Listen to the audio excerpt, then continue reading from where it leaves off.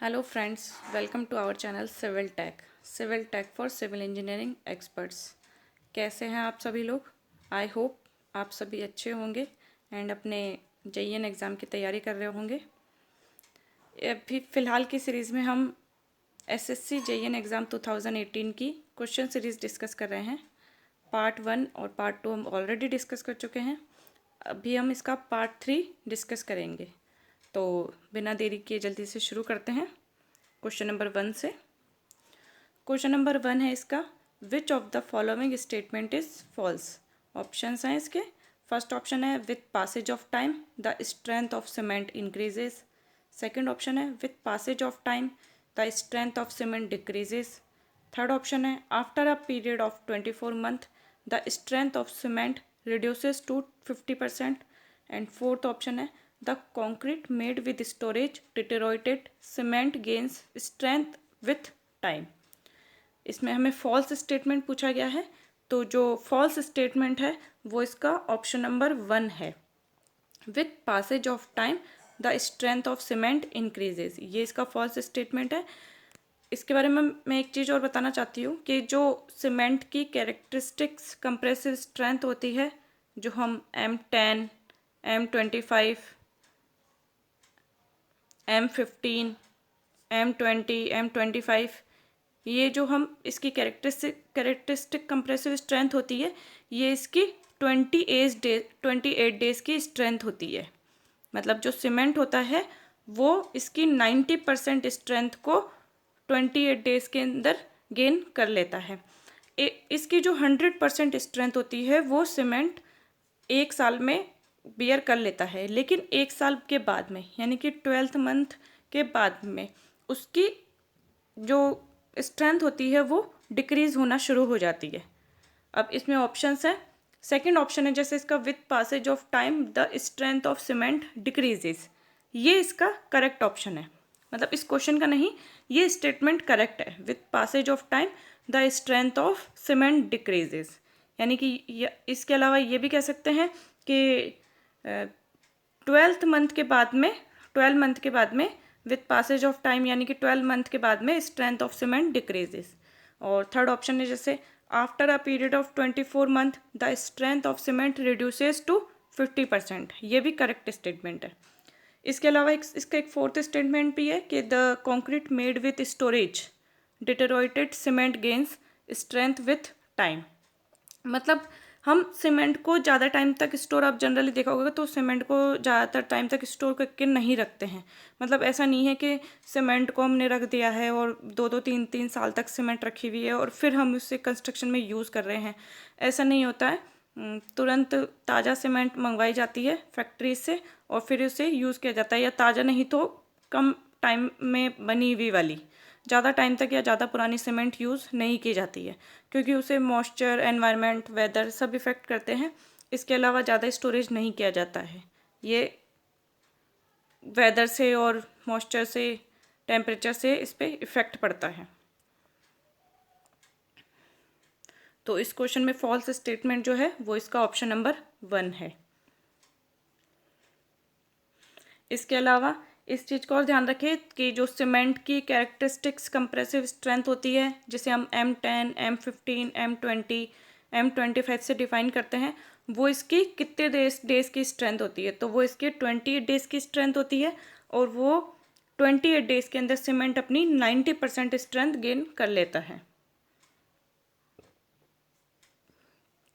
Next question है, for a concrete mix 1:3:6 and water cement ratio 0.6 both by weight, what is the quantity of water required per bag? Options are option number 1 10 kg, second option 12 kg, third option 14 kg and fourth option none of this। तो जो इसका correct answer है वो है none of this. Simple है कि जो 1 ratio, मतलब रेशो यहाँ हमारे कॉन्क्रीट का दे रखा है 1:3:6, इसमें जो 1 है वो सीमेंट है, वाटर सीमेंट रेशो में 0.6 दिया हुआ है। एक जो बैग होता है सीमेंट का वो 50 kg का होता है, तो 15 × 0.6 हम करेंगे तो वो 30 kg का निकल के आ जाएगा। और हमें क्वांटिटी ऑफ वाटर भी kg में ही पूछा गया है, तो 30 kg। और इसके अलावा एक चीज़ का और ध्यान रखिए कि क्वेश्चन कई बार ये भी आ जाता है कि एक सीमेंट बैग कितने केजी का होता है, तो एक सीमेंट बैग 50 केजी का होता है।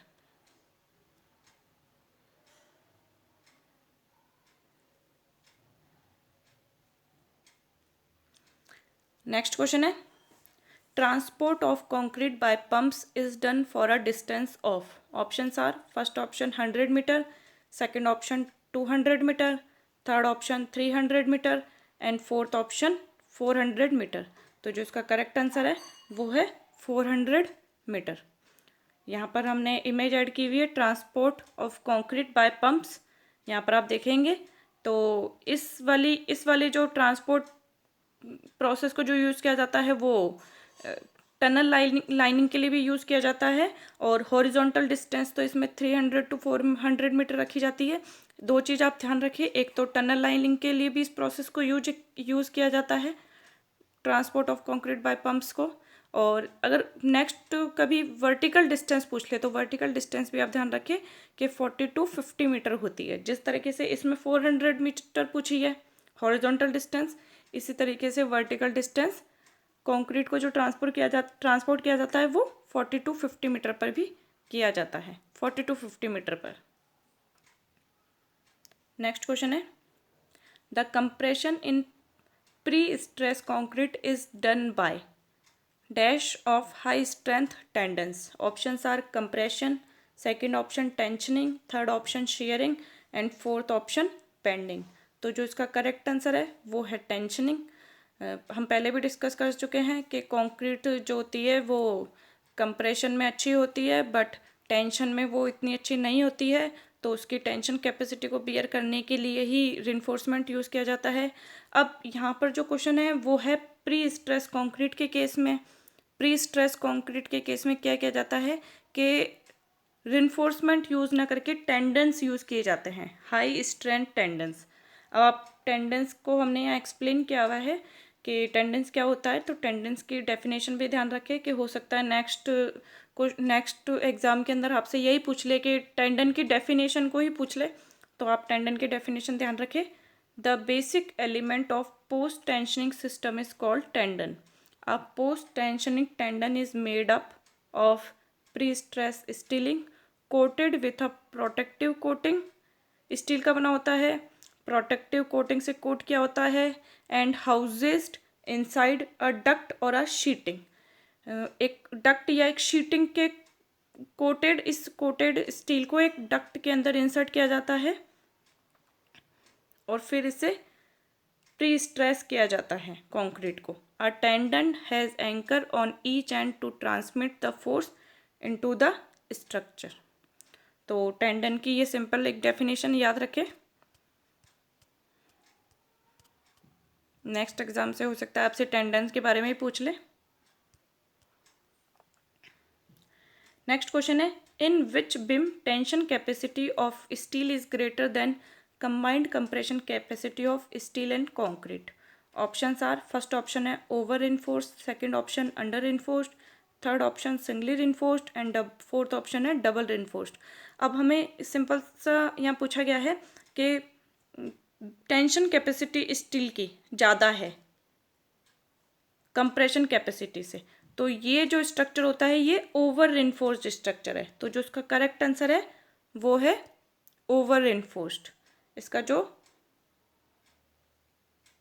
फर्स्ट ऑप्शन है वो इसका करेक्ट ऑप्शन है। ओवर इन्फोर्स्ड मतलब हमने उसके अंदर रिइंफोर्समेंट तो ज़्यादा किया हुआ है और कंक्रीट मतलब रिइंफोर्समेंट की तुलना में कंक्रीट कम है, तो क्या होगा कि रिइंफोर्समेंट ज़्यादा है तो जो कंक्रीट है वो उसकी कंप्रेशन में पहले फेल हो जाएगा, और स्टील अभी टेंशन में फेल हुआ ही नहीं है क्योंकि स्टील की क्वांटिटी ज़्यादा है, तो ऐसा स्ट्रक्चर ओवर रिइंफोर्स्ड स्ट्रक्चर कहलाता है। ध्यान से सुने इस चीज़ को कि कंक्रीट जो है वो तो पहले कंप्रेशन में फेलियर हो चुका है, लेकिन स्टील क्वांटिटी ज़्यादा है, इस वजह से अभी वो स्टील टेंशन में फेलियर नहीं हुआ है, तो ऐसा स्ट्रक्चर ओवर इन्फोर्स्ड स्ट्रक्चर कहलाता है। इसी का जस्ट अपोजिट होता है under enforced structure. Under enforced structure में कंक्रीट की तुलना के अंदर रिइंफोर्समेंट कम प्रोवाइड किया जाता है, तो रिइंफोर्समेंट कम प्रोवाइड करने की वजह से टेंशन फेलियर पहले हो जाता है और कंप्रेशन फेलियर बाद में होता है, तो वो अंडर इन्फोर्स्ड स्ट्रक्चर कहलाता है। यहाँ पर एक इमेज ऐड करके क्लियर डिफाइन किया हुआ है मैंने कि इसमें फर्स्ट जो है वो तो ये है कि जो टेंशन फेलियर होता है वो अंडर इन्फोर्स्ड बिम्स के अंदर होता है। टेंशन फेलियर होता है अंडर इन्फोर्स्ड बिम के अंदर, और जो कंप्रेशन फेलियर होता है वो होता है ओवर इन्फोर्स्ड बिम के अंदर। ये दोनों को बहुत अच्छे से याद रखें आप, दोनों में कंफ्यूज बिल्कुल भी ना हो, और इसमें वही डिफाइन किया हुआ है जो भी मैंने आपको समझाया था कि ओवर इन्फोर्स्ड के अंदर तो कंप्रेशन फेलियर हो जाएगा पहले, और टेंशन नहीं होगा क्योंकि रिन्फोर्समेंट ज़्यादा है, तो अभी टेंशन फेलियर उतने जल्दी नहीं होगा जितना जल्दी कंप्रेशन फेलियर हो चुका है कंक्रीट के अंदर। इसी तरीके से अंडर इन्फोर्स्ड के अंदर जस्ट इसका अपोजिट होगा कि अंडर इन्फोर्स्ड के अंदर रिन्फोर्समेंट कम प्रोवाइड है, तो अभी टेंशन फेलियर अंडर इन्फोर्स्ड कम प्रोवाइड है, तो उसमें कंक्रीट बाद में फेल होगी। अंडर इन्फोर्समेंट होने की वजह से, कम रिन्फोर्समेंट होने की वजह से रिन्फोर्समेंट पहले फेल हो जाएगा।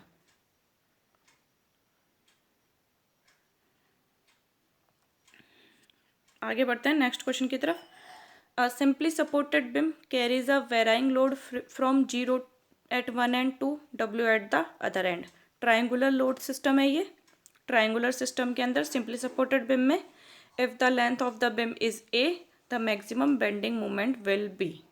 तो सीधा सीधा सा इसका फॉर्मूला है, सीधा सीधा डायरेक्टली फॉर्मूला है इसका, इसमें कोई कन्फ्यूज़न नहीं है। पहले मैं आपको ऑप्शंस बता दूँ इसके अंदर कि जो इसका मैक्सिमम बेंडिंग मोमेंट होगा वो ऑप्शंस हैं WA/27, बी ऑप्शन है WA²/27, C option W²A/√27, D option WA²/9√3। इसके ऑप्शंस हैं कि इसमें कौन सा वाला ऑप्शन सही है, ए सही है, बी सही है, सी सही है या डी सही है। तो जो इसका करेक्ट आंसर है वो है इसका डी, WA²/9√3। ये वाला केस है, ये सिंपली सपोर्टेड बिम है, सिंपली सपोर्टेड बिम है ये, और ट्राइंगुलर दिया हुआ है हमें। ए एंड पे तो 0 लोड है और बी एंड पे W लोड है, और इसका जो डिस्ट्रीब्यूशन कर रखा है वो ट्राइंगुलर की तरह कर रखा है। तो जो इसका मैक्सिमम बेंडिंग मोमेंट होगा वो WL² यानी कि जो हमें स्पान दिया हुआ है ए का WA²/9√3। अब पहले यहाँ पर ये पूछा गया है कि इसका मैक्सिमम मोमेंट क्या है। अब आप इसका मैक्सिमम पॉजिटिव शेयर फोर्स और मैक्सिमम नेगेटिव शेयर फोर्स भी याद रखें। ये सपोर्ट्स पे होगा, जो इसका मैक्सिमम बेंडिंग मोमेंट होगा वो इसके सेंटर पे होगा WA²/9√3, और इसी तरीके से जो इसका पॉजिटिव और नेगेटिव शेयर फोर्स होगा वो इसके एंड पे होगा। और पॉजिटिव शेयर फोर्स तो इसका होगा WL/6 और नेगेटिव शेयर फोर्स इसका होगा माइनस में WL/3। माइनस का और प्लस का स्पेशली ध्यान रखें इसके अंदर, पॉजिटिव और नेगेटिव शेयर फोर्स के लिए पॉजिटिव WL/6 और नेगेटिव WL/3।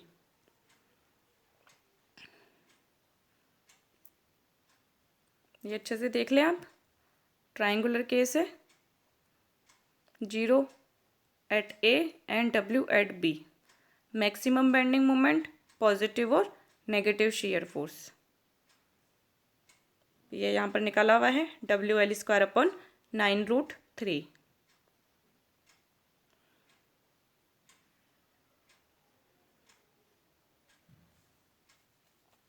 नेक्स्ट क्वेश्चन है, for a circular slab carrying a UDL the ratio of the maximum negative to maximum positive radial movement is. Options are first option 1, second option 2, third option 3 and fourth option 4। तो जो इसका correct answer होगा वो होगा 2, यानी कि option number 2। जो ratio होगा maximum negative to maximum positive radial movement का वो रेशो होगा 2। यहाँ पर एक्सप्लेन किया हुआ है हमने, for a circular slab carrying a UDL maximum negative radial movement is WR²/16। The negative radial movement will occur at support. ये फिक्स्ड बिम की तरह ही एक्ट करके देखें आप इसको, तो नेगेटिव रेडाल मूवमेंट जो होगा वो सपोर्ट पे एक्ट करेगा और पॉजिटिव रेडाल मूवमेंट होगा वो सेंटर पे एक्ट करेगा। तो maximum रेडाल movement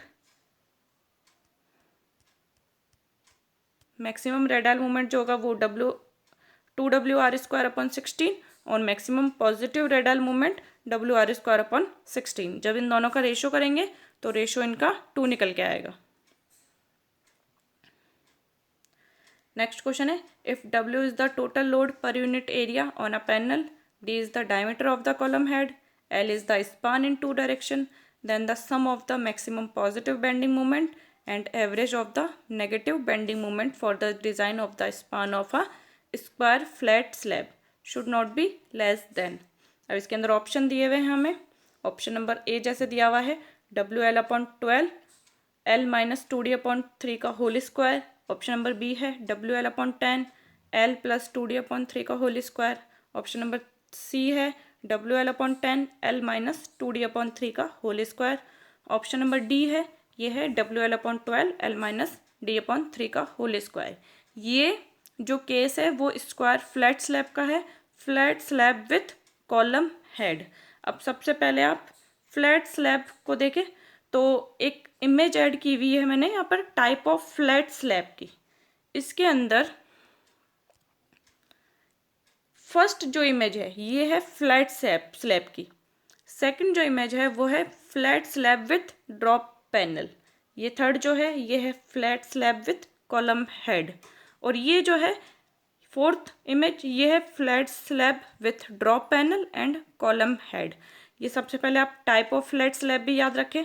type of flat slab ये 4 टाइप की है, flat slab with drop panel, flat slab with column head and flat slab with drop panel and column head.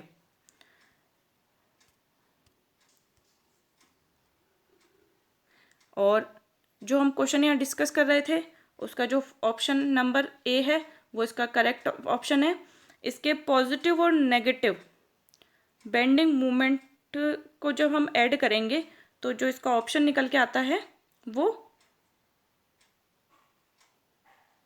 Option number 3 निकल के आता है WL/10 L-2D/3 का होल स्क्वायर।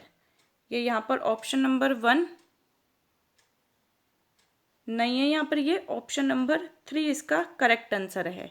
और इसके बारे में फ्लैट स्लैब के पॉजिटिव और नेगेटिव बेंडिंग मोमेंट के बारे में IS कोड 456 में अच्छे से डिफाइन किया हुआ है, पेज नंबर 53-54 इन पर। तो आप एक बार उसे भी ज़रूर देखें। वहाँ पर कुछ बेसिक्स टर्म्स हैं वो डायरेक्टली टर्म्स उठ करके क्वेश्चन में आ सकती है, तो उन डायरेक्टली टर्म्स को भी आप अच्छे से याद रखें फ्लैट स्लैब के केस में।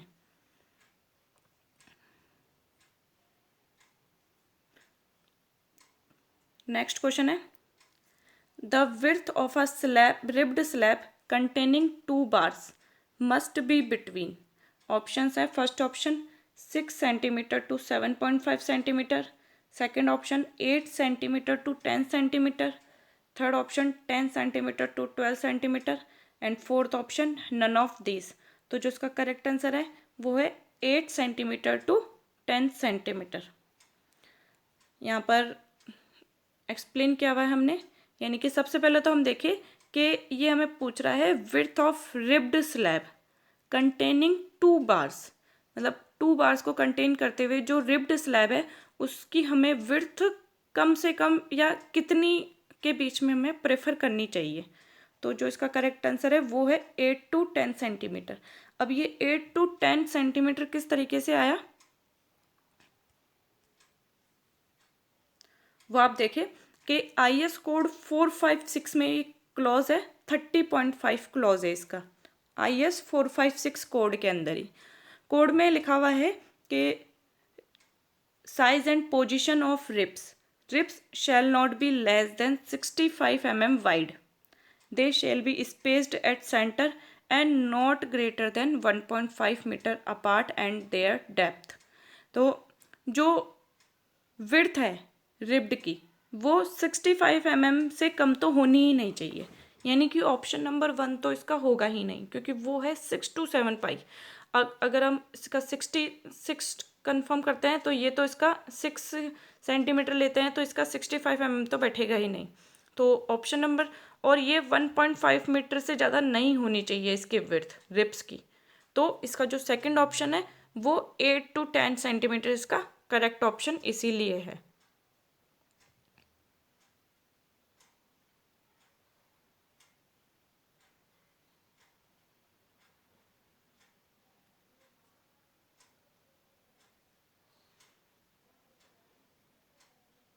नेक्स्ट क्वेश्चन है, A foundation rests on which of the following? Options are: first option base of the foundation, second option subgrade, third option foundation soil, and fourth option both subgrade and foundation soil.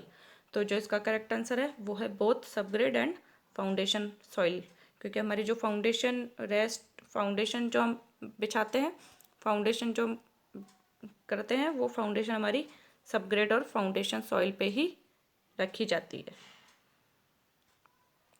Next question है, which of the following statement is true? Options are: first option to ensure uniform pressure distribution the thickness of the foundation is kept uniform throughout. Second option to ensure uniform pressure distribution the thickness of the foundation is increased gradually towards the edge. Third option to ensure uniform pressure distribution, the thickness of the foundation is decreased gradually towards the edge. And fourth option, to ensure uniform pressure distribution, the thickness of the foundation is kept 0 at the edge. तो जो इसका correct option है वो इसका option यही है, to ensure uniform pressure distribution the thickness of the foundation is decreased gradually towards the edge. अब यहाँ पर हम फाउंडेशन का अगर डायग्राम बनाएं तो बेसिक स्टेप फुटिंग जो हम करते हैं वो इसी तरीके से होती है।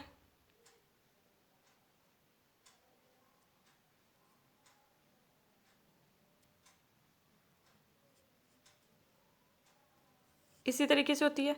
अब यहाँ पर हमारा डेप्थ इसका ज़्यादा होता है, फिर जैसे जैसे हम एज की तरफ बढ़ते जाते हैं इसका डेप्थ कम होता जाता है। तो thickness of the foundation is gradually, ये इसकी स्टेप फुटिंग है। अगर हम इसकी आइसोलेटेड वाली फुटिंग देखें तो आइसोलेटेड के अंदर भी यही है कि यहाँ पर हम ज़्यादा रखते हैं, फिर इसकी जैसे जैसे एज की तरफ जाता जाता है वैसे वैसे इसकी कम होती जाती है। लाइन सही से नहीं बन रही होगी, लेकिन मैं जो आपको समझाना चाह रही हूँ वो आपको अच्छे से समझ में आ रहा होगा कि जैसे जैसे हम एज की साइड बढ़ते हैं इसका डेप्थ कम होता जाता है। तो जो इसका करेक्ट ऑप्शन है वो यही है, to ensure uniform pressure distribution the thickness of the foundation is decrease gradually towards the edge. और ये इसका ऑप्शन नंबर 2 ना होकर के इसका ऑप्शन नंबर 3 है। ये आप ऑप्शन नंबर 3 देख लेना, इसका ऑप्शन नंबर जो 3 है वो decrease gradually towards the edge, ये इसका करेक्ट है। ये टाइपिंग एरर है, बाकी और कुछ नहीं।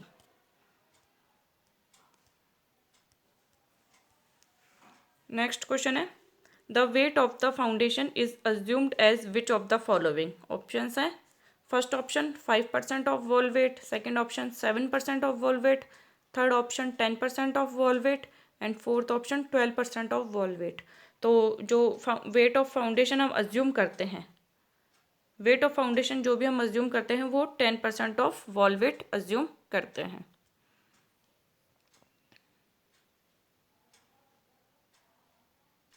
नेक्स्ट क्वेश्चन है, if the width of the foundation for 2 equal column is restricted, the shape of the footing generally adopted is? Options are: first option square, second option rectangular, third option trapezoidal, and fourth option triangular. तो जो इसका correct answer है वो है rectangular. मतलब 2 equal column restricted हैं तो जो विड्थ ऑफ फाउंडेशन होगी उसका जो शेप होगा वो हम जनरली रेक्टेंगुलर ही अडॉप्ट करेंगे। नेक्स्ट क्वेश्चन है, maximum shear stress theory. Maximum shear stress theory for the failure of a material at the elastic limit is known as?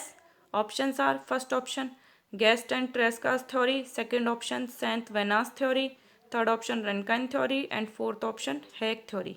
तो जो इसका करेक्ट ऑप्शन है वो है गेस्ट एंड ट्रेस्का थ्योरी। हमने एक रेफरेंस बुक की इमेज ऐड करी है, ये आप मैक्सिमम शीयर स्ट्रेस थ्योरी देखें। तो मैक्सिमम शीयर स्ट्रेस थ्योरी को ही हम गेस्ट एंड ट्रेस्का थ्योरी कहते हैं। और इसका जो ग्राफिकल रिप्रेजेंटेशन होता है वो हेक्सागन होता है, और ये मैक्सिमम शीयर स्ट्रेस थ्योरी भी इसे कहते हैं। कुछ और टर्म्स भी होती है, जैसे इस सीरीज़ के अंदर 2018 के अंदर इसके Guest and Tresca theory, maximum shear stress theory के बारे में पूछ लिया गया है। तो इसकी 4 थ्योरी और होती हैं, आप ये भी ध्यान में रखें। फर्स्ट इसकी होती है रैनकाइन थ्योरी, जिसे बोलते हैं maximum principal stress theory. Second होती है सेंट वेनास थ्योरी, ये होती है maximum principal strain theory. Third होती है गेस्ट एंड ट्रेस्का थ्योरी, जो अभी क्वेश्चन में आई है हमारे, ये होती है maximum shear stress theory. Fourth होती है हैक थ्योरी, ये होती है maximum strain energy theory. And fifth होती है मिस हेंकी थ्योरी, या इसे बोलते हैं maximum shear strain energy distortion energy theory. तो डायरेक्टली डिस्टॉर्शन एनर्जी थ्योरी से भी क्वेश्चन आए तो वो मिस हेंकी थ्योरी है। और रही बात इनके ग्राफिकल रिप्रेजेंटेशन की, तो रैनकाइन थ्योरी में रेक्टेंगुलर, जिस तरीके से यहाँ पे ग्राफिकल रिप्रेजेंट जो ये हेक्सागन के रूप में किया गया है मैक्सिमम और मिनिमम प्रिंसिपल स्ट्रेस का, इसी तरीके से जो ग्राफिकल रिप्रेजेंटेशन किया जाता है इस थ्योरी में। तो फर्स्ट थ्योरी में तो किया जाता है ग्राफिकल रिप्रेजेंटेशन रेक्टेंगुलर में, सेकंड में किया जाता है रोम्बस में सेंट वेनान थ्योरी में, गेस्ट एंड ट्रेस्का थ्योरी में हमने भी इमेज में देखा ही है हेक्सागन में, एंड फोर्थ हैक थ्योरी के अंदर इलिप्स ग्राफिकल रिप्रेजेंट किया जाता है मैक्सिमम और मिनिमम प्रिंसिपल स्ट्रेस को, और फोर्थ मिस हेंकी थ्योरी में इलिप्स से ही रिप्रेजेंट किया जाता है। नेक्स्ट क्वेश्चन है, if permissible compressive stress in concrete is 50 kg per centimeter square, tensile stress in steel is 1400 kg per centimeter square and modular ratio is 18, then the depth of the beam is। Options हैं इसमें। First option है d equals to root 0.11765 into bending moment upon width. Second option है d equals to 0.22765 into bending moment upon width. Third option है d equals to 0.33765 into bending moment upon width. And fourth option d equals to 0.44765 into bending moment upon width. तो जो इसका जो correct option है वो है option number,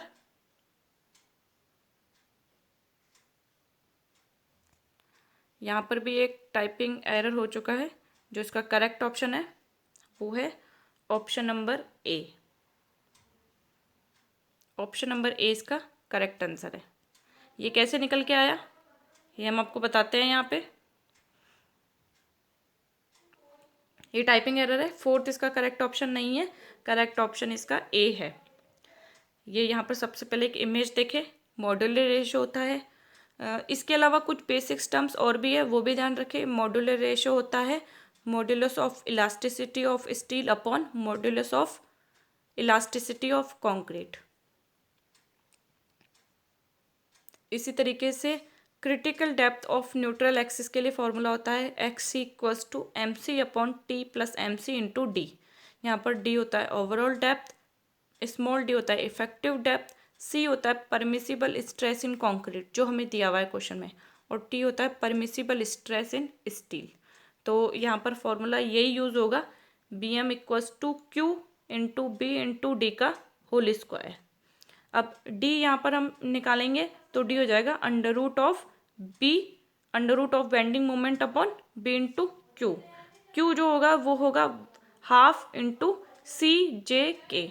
सी की value हमें दी हुई है ऑलरेडी, और k की वैल्यू हम निकाल लेंगे। यहाँ पर जो फॉर्मूला है इसी से k की वैल्यू होगी M C upon T plus M C, यानी कि m हमें दिया हुआ है मॉड्यूलर रेशियो m, c हमें दिया हुआ है 50, t हमें दिया हुआ है 1400, तो k की वैल्यू हमारी 0.39 निकल के आ जाएगी। k की वैल्यू हमारी 0.39 निकल के आ जाएगी। जे की वैल्यू होती है 1 अपॉन के, जे की वैल्यू होती है 1 माइनस k/3। तो इस तरीके से जे की वैल्यू, के की वैल्यू हम पुट करेंगे तो जे की वैल्यू में 0.87 निकल के आ जाएगी। ये एक्चुअली वर्किंग स्ट्रेस मेथड है। वर्किंग स्ट्रेस मेथड के अंदर आप देखेंगे तो आपको ये डायरेक्टली फॉर्मूला वहाँ पर मिल जाएंगे। अब हम यहाँ पर Q की वैल्यू पुट करेंगे। Q की वैल्यू होती है हाफ C इंटू के इंटू जे। सी की वैल्यू हमारे पास 50 है, हाफ 0.5 लिख दिया हमने, K को हमने लिख दिया 0.87 और J को हमने लिख दिया 0.39। तो यहाँ पर हमें Q की वैल्यू निकल के आ गई। अब Q की वैल्यू को हम जब यहाँ पर हमारे फॉर्मूले में पुट करेंगे और अंडर रूट में रखेंगे B bending moment upon B into Q. Q को जब हम सॉल्व करेंगे तो वो 0.0117 निकल के आएगा। तो 0.0117 into bending moment upon width, यही इसका डी का करेक्ट आंसर है। तो जो ये हमारा ऑप्शन नंबर ए है, ये हमारा ऑप्शन नंबर ए इसका करेक्ट आंसर है। ये यहाँ टाइपिंग एरर हुई है, डी इसका करेक्ट आंसर नहीं है, ऑप्शन नंबर ए इसका करेक्ट आंसर है। और ये कैसे निकल के आया है ये हमने आपको यहाँ बता दिया है। इसके अलावा मॉडल रेशियो का फॉर्मूला बहुत अच्छे से ध्यान रखें, डायरेक्टली फॉर्मूला उठ के आ जाता है। ये क्रिटिकल डेप्थ का फॉर्मूला है वर्किंग स्ट्रेस मेथड में। अब नेक्स्ट क्वेश्चन है, when not specified the volume of steel in RCC work is taken as. मतलब हमें कुछ भी स्पेसिफाई नहीं किया हुआ है कि हम बिम बना रहे हैं, स्लैब बना रहे हैं, कॉलम डिज़ाइन कर रहे हैं, फुटिंग डिज़ाइन कर रहे हैं, कुछ भी हमें नहीं बताया गया है। बस हमें सीधा सीधा पूछा है कि वॉल्यूम ऑफ स्टील, हम अगर कुछ भी हमें डिफाइन नहीं किया हो, स्पेसिफाई नहीं किया हुआ हो, तो हम कितना लेंगे।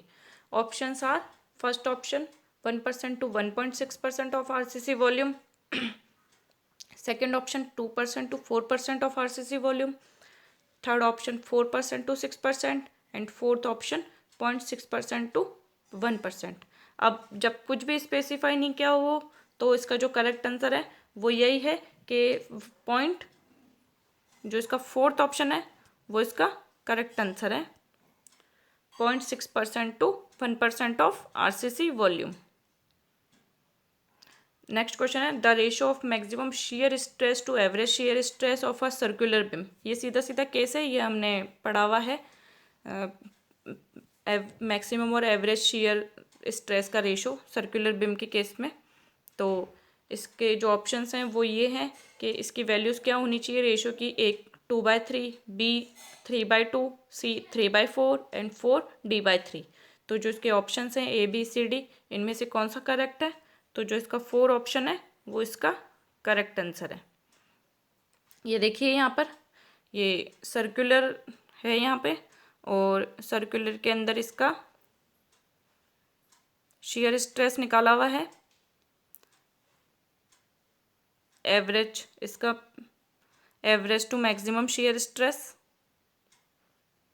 तो ये इसका 4/3 होगा जो इसका मैक्सिमम शेयर स्ट्रेस है, और जो इसका एवरेज शेयर स्ट्रेस है, तो इन दोनों का जो रेशो होगा वो 4/3 होगा। तो जो इसका करेक्ट आंसर है वो है shear stress distribution for solid circular section के लिए। तो जो इसका करेक्ट आंसर होगा वो होगा ऑप्शन नंबर डी, 4/3। इसके साथ में ही ये तो सर्कुलर का हो गया।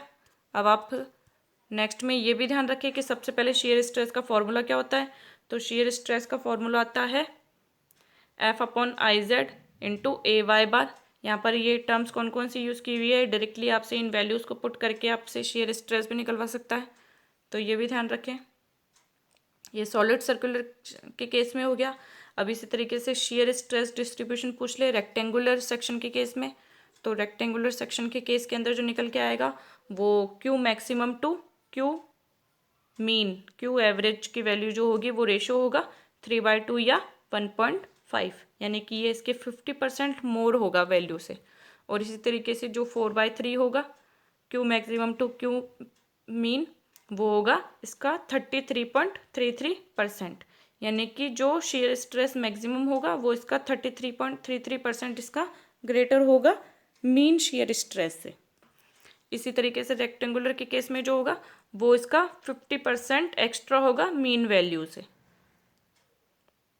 साथ ही एक चीज़ और है इम्पोर्टेंट नोट करने वाली, वो है कि हमें सेक्शंस दिए हुए होते हैं। अब इस सेक्शंस के अंदर हमें कई बार डायरेक्टली सीधा सीधा बस यही पूछ ले कि इसका शियर स्ट्रेस डिस्ट्रीब्यूशन है, उसका डायग्राम बना के दिखाएं, या इनमें से कौन सा वाला डायग्राम है जो इसका शियर स्ट्रेस डिस्ट्रीब्यूशन है।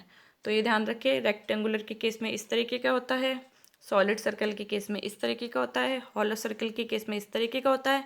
इसमें जो इम्पोर्टेंट है वो है एक तो हॉलो सर्कल, इसके अलावा इम्पोर्टेंट है एक आई सेक्शन, इसके अलावा इम्पोर्टेंट है टी सेक्शन। ये एल सेक्शन का है, ये क्रॉस का है, और ये बिल्टअप सेक्शन का है। इसी तरीके से ये स्क्वायर का है, ये ट्राइंगल सेक्शन का है, और ये रोल्ड सेक्शन का है। ये बेसिक हैं, आप इन चीज़ों को ध्यान रखें। कुछ ज़्यादा डीपली क्वेश्चन नहीं पूछे जाते हैं ऑब्जेक्टिव टाइप के अंदर। ऑब्जेक्टिव टाइप में बेसिक टर्म से रिलेटेड क्वेश्चन पूछे जाते हैं, तो आप रेफरेंस बुक से और कोड से बेसिक टर्म्स ध्यान रखें, तो आपके क्वेश्चन इजीली सॉल्व हो जाएंगे। ये जो क्वेश्चन है ये भी बेसिक टर्म्स के क्वेश्चन हैं इसमें, तो आप इनका शेयर स्ट्रेस डिस्ट्रीब्यूशन अच्छे से ध्यान रखें, आई सेक्शन का, टी सेक्शन का। इसके अलावा एक ये और आया है यहाँ पे क्रॉस सेक्शन का एंड स्क्वायर सेक्शन का।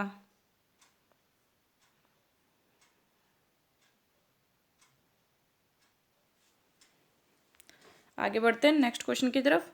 नेक्स्ट क्वेश्चन है the property of a material by which it can be beaten or rolled into plates is called. Options are, first option ductility, second option plasticity, third option elasticity, and fourth option none of this. तो इस question में जो पूछा गया है कि the property of a material bye which it can be beaten or rolled into plates is called. तो जो इसका करेक्ट आंसर है वो है इसका नन ऑफ दिस, यानी कि इनमें से कोई सा भी इसका आंसर नहीं है। यानी कि ये डक्टिलिटी नहीं है, ये प्लास्टिसिटी नहीं है, ये इलास्टिसिटी की डेफिनेशन नहीं है। तो ये जो डेफिनेशन है वो किसकी है? ये जो डेफिनेशन है वो यहाँ हमने बताया है, ये डेफिनेशन है मैलिएबिलिटी की। The property of a material by which it can be beaten or rolled into plates is called malleability. Ductility आप जानते होंगे, तो आप सिंपल सा एक एग्जांपल डक्टिलिटी के लिए आप ले तो बिटुमिन का ही ले ले कि एक टाइम तक तो वो स्ट्रेच होता है, फिर एक उसकी लिमिट आने के बाद वो ब्रेक हो जाता है, तो वो डक्टाइल मटेरियल है। प्लास्टिसिटी तो आप जानते ही हैं, प्लास्टिक प्रॉपर्टी प्लास्टिक मटेरियल की, कि वो ज़्यादा अपने आप में स्ट्रेस नहीं करता है और ब्रेक हो जाता है। इलास्टिसिटी आप अच्छे से जानते ही हैं। तो जो इसका है कि the property of a material which can be beaten and rolled into plates, मतलब हम जो तार वगैरह बनाते हैं, ये सब जो करते हैं उसको रोल्ड करना, बिटन करना, ये सब मैलिएबिलिटी की टर्म्स में आता है। नेक्स्ट क्वेश्चन है what is the limit to Poisson's ratio. Options है first option 0.1, second option 0.2, third option 0.3 and fourth option none of this. तो जो इसका करेक्ट आंसर है वो है none of this. Poisson's ratio का यहाँ फॉर्मूला ध्यान रखिए आप। पॉइजन्स रेशो होता है bar of lateral strain upon longitudinal strain. अब यहाँ पर हमें जो इसकी लिमिट दी हुई है वो हमें दी हुई है 0 से 0.5 के बीच में। अब यहाँ पर जो वैल्यू है वो 0.1 भी है, 0.2 भी है, 0.3 भी है। तो जो इसकी लिमिट है वो लिमिट यहाँ पर करेक्ट अच्छे से नहीं बताई हुई है, तो जो इसका करेक्ट आंसर है वो है नन ऑफ दिस। इसकी जगह अगर इसकी लिमिट 0 to 0.5 के बीच में दी होती तो ज़रूर हमारा ऑप्शन सही होता। इसके अलावा यहाँ पर एक इम्पॉर्टेंट टर्म और भी है, ये भी ध्यान रखिए कि म्यू 0 होता है for cork, mu 0.5 for perfectly plastic body जैसे कि rubber, mu 0.25 to 0.42 for elastic metals, mu 0.1 to 0.2 for concrete, mu 0.286 for mild steel, और म्यू एक टर्म्स और इसके अंदर वो ये है कि mu is greater for ductile metals than for brittle metals. Ductile metal के लिए म्यू की वैल्यू ज़्यादा होती है, और म्यू की वैल्यू यहाँ पर मतलब म्यू की डेफिनेशन दी हुई है कि जो रेशो होता है वो होता है lateral strain upon longitudinal strain का।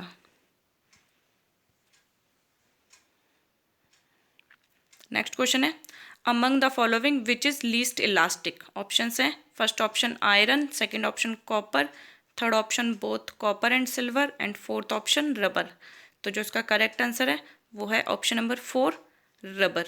रबर जो होता है, मतलब जैसे हम प्रैक्टिकली मतलब अगर हमें थोड़ी सी गलतफहमी हो तो हमें ध्यान होगा कि रबड़ बहुत अच्छे से इलास्टिक मटेरियल होता है, बट इन सब की तुलना में जो यहाँ पर ऑप्शंस दिए हुए हैं ये रबड़ इनमें सबसे कम इलास्टिक है, लीस्ट इलास्टिक मटेरियल है rubber. Mild steel is more elastic than rubber.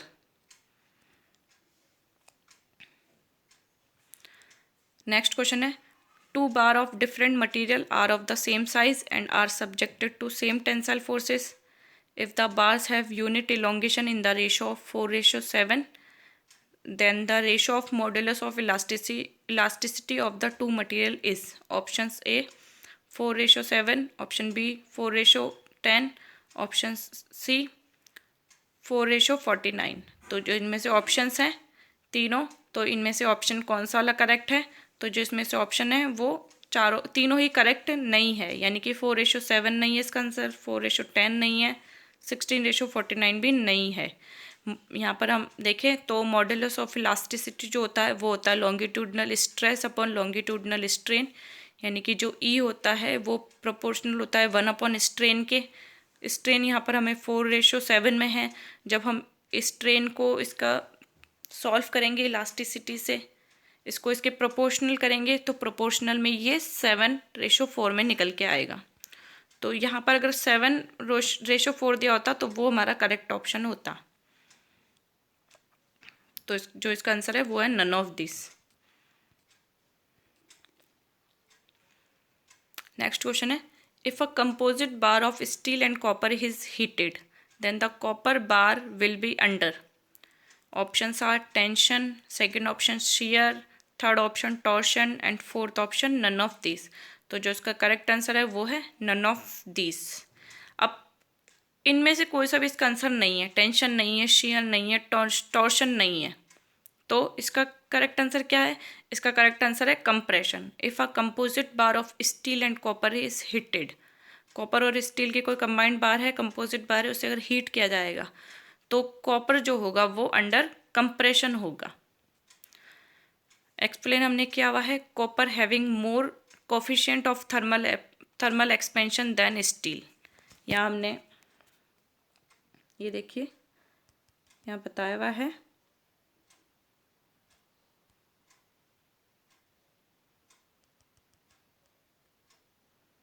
ये इस जगह कॉपर का कोफिशिएंट ऑफ थर्मल एक्सपेंशन ज़्यादा है स्टील से,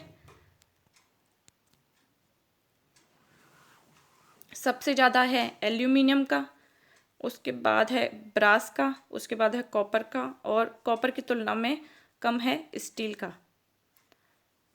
अब यहाँ पर एक्सप्लेनेशन देखें, copper having more coefficient of thermal expansion than steel, it tries to deform faster than its steel but its expansion is restricted by a steel, hence copper undergoes compression। क्योंकि ये composite बार है तो composite बार होने की वजह से steel इसको expansion नहीं होने देता है, स्टील रोकता है इसको एक्सपेंड होने के लिए कॉपर को, जबकि कॉपर का कोफिशिएंट ऑफ थर्मल एक्सपेंशन ज़्यादा है। टेम्परेचर बढ़ते ही कॉपर को फास्ट तरीके से फैलना चाहिए, लेकिन वो स्टील उसे रिस्ट्रिक्ट करता है, इस वजह से उस टाइम पे जो कॉपर होता है वो अंडर कंप्रेशन होता है। तो जो इसका करेक्ट आंसर है, इनमें से तो नन ऑफ दिस है। इसके अलावा वैसे पूछे तो इसका जो if a composite bar of steel and copper is heated then the copper bar will be under compression.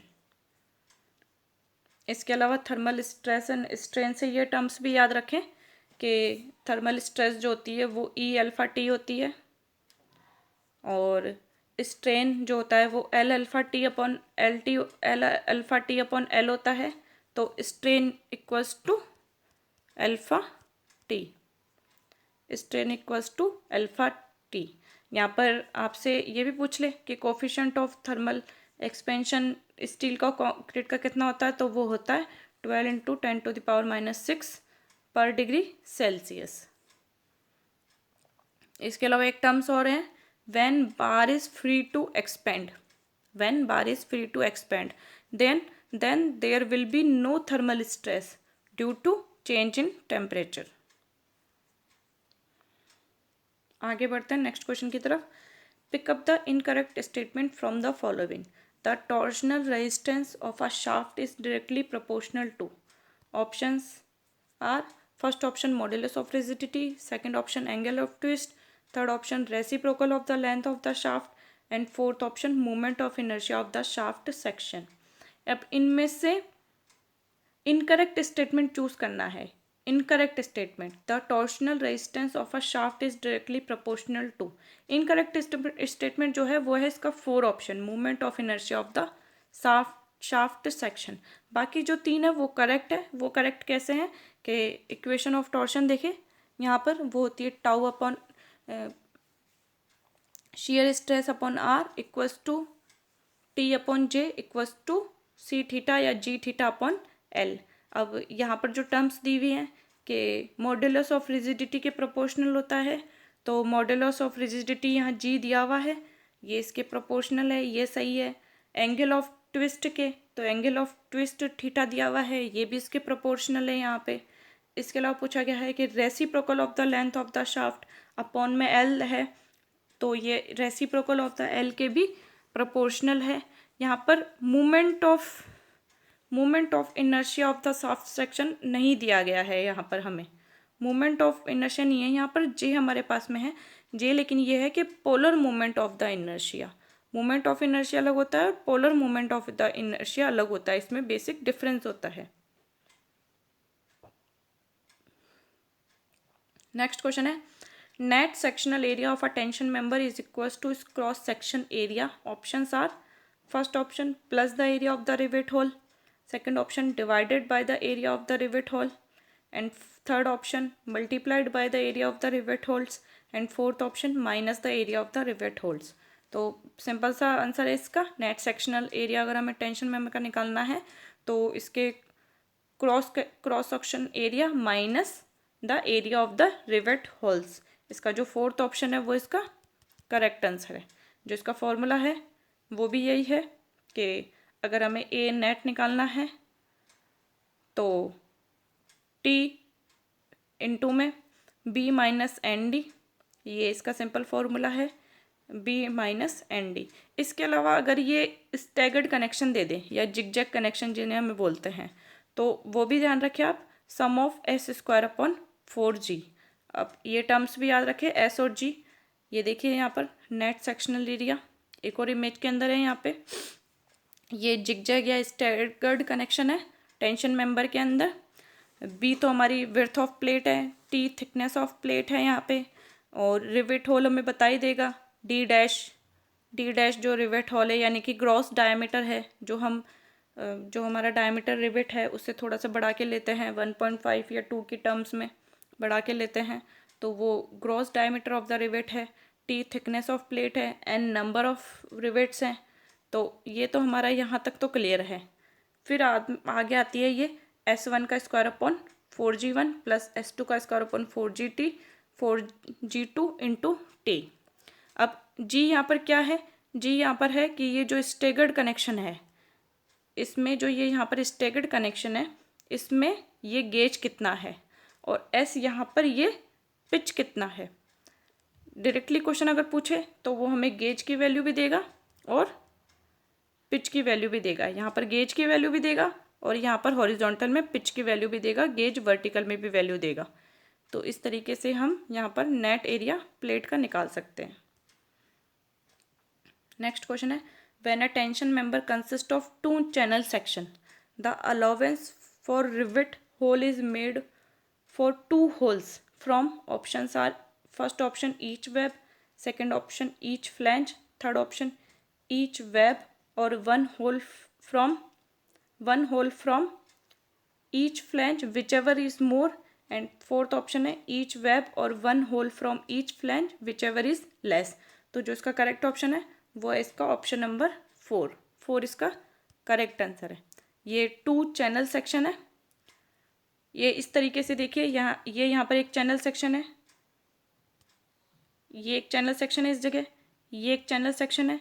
अब इन दोनों को अगर कंबाइन किया जाए तो एक यहाँ पर और एक यहाँ पर फ्लैंज में, एक एक सिंगल सिंगल फ्लैंज के अंदर इसके रिवेट होल किया जाएगा। और इसी तरीके से अगर इन्हें इस तरीके से ऐड करें तो इसके वेब के अंदर रिवेट होल किया जाएगा। ये दोनों तरीके से भी देखें तो एक एक तो इसके फ्लैंज में किया जाएगा और एक इसके वेब में रिवेट किया जाएगा। तो ईच वेब और 1 hole from each flange whichever is less. तो ऑप्शन 4 इसका करेक्ट आंसर है। ये हमारे 2018 के सारे क्वेश्चन हम सिविल इंजीनियरिंग से रिलेटेड कर चुके हैं। क्वेश्चन के एक्सप्लेनेशन आपको कैसे लगे कमेंट करके ज़रूर बताइए। इससे रिलेटेड टर्म्स भी हमने बताई है, क्योंकि ये क्वेश्चंस तो ऑलरेडी आ चुके हैं। हम इनका एनालिसिस इसलिए कर रहे हैं ताकि हम इनके आसपास के भी क्वेश्चन या आसपास के टर्म्स को भी ध्यान रखें, क्योंकि अब जो क्वेश्चन आएंगे वो इनके आसपास की टर्म से आएंगे। यही क्वेश्चन एज इट इज़ वापस से उठ करके नहीं आएंगे, इनसे रिलेटेड टर्म्स से रिलेटेड क्वेश्चन आएंगे। इसीलिए हमने यहाँ डायग्राम शो करके या फिर इस तरीके से फॉर्मूला शो करके बताए हैं, क्योंकि ये क्वेश्चन आ चुके हैं। आप अब इसके नियरेस्ट वाले रिलेटेड टर्म्स और फॉर्मूलाज आप याद रखें। Thanks for watching. For more updates please like and subscribe my channel civil tech for civil engineering experts. Thanks for watching. मिलते हैं इसके नेक्स्ट सेशन में एक नई सीरीज़ के साथ।